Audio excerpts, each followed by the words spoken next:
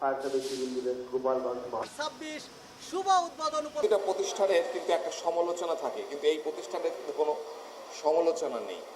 সবাই কিন্তু আপনাদেরকে ভালোবাসে। আবার এই দিবস উদযাপন বা নানা ক্ষেত্রে বিভিন্ন ডাইমেনশন আছে। আমি খেয়াল করলাম যে আজকের যে উপস্থাপক সুজিত, তাই তো, সে কিন্তু একটা দারুণ একটা ডাইমেনশনের কথা বললো। সে কিন্তু বললো যে আগুন কিন্তু আমাদের বন্ধু, হ্যাঁ, কিন্তু এটার একটা পরিমিতি ব্যবহার এবং নিয়ন্ত্রণে রাখা কিন্তু আমাদের কাজ। হ্যাঁ, সব কিছু লাগামহীন হতে চায় এবং সেইটা নিয়ন্ত্রণের দায়িত্ব কিন্তু আপনাদের উপর পড়েছে। ফায়ার সার্ভিস সিভিল ডিফেন্সের অনেকগুলো কাজ রয়েছে এবং আপনারা অনেক ঝুঁকি নিয়ে কাজ করেন, সেটা সবাই জানে। সার্ভিস ও সিভিল ডিফেন্স কেবল একটি জরুরি সেবাদানকারী প্রতিষ্ঠান নয়, এটি মানব সেবায় নিয়োজিত একটি সাহসী এবং দায়িত্বশীল বাহিনী। অগ্নিকাণ্ড, ভবন ধস, সড়ক দুর্ঘটনা, প্রাকৃতিক দুর্যোগ কিংবা যে কোনো দুর্যোগপূর্ণ পরিস্থিতিতে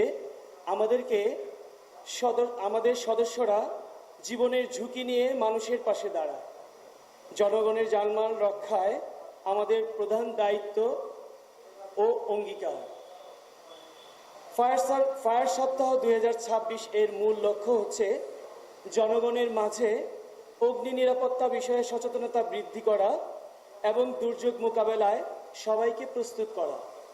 আমরা যদি সচেতন হই, নিরাপত্তা বিধি মেনে চলি এবং অগ্নি প্রতিরোধ ব্যবস্থা নিশ্চিত করি, তাহলে অনেক দুর্ঘটনা প্রতিরোধ করা সম্ভব হবে।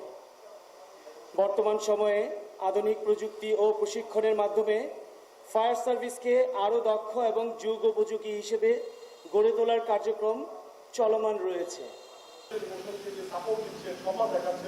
এবং তাদের এটার জন্য কাজ করছেন, এটা অত্যন্ত গুরুত্বপূর্ণ। এই জন্য আপনারা অবশ্যই ধন্যবাদের প্রাপ্য।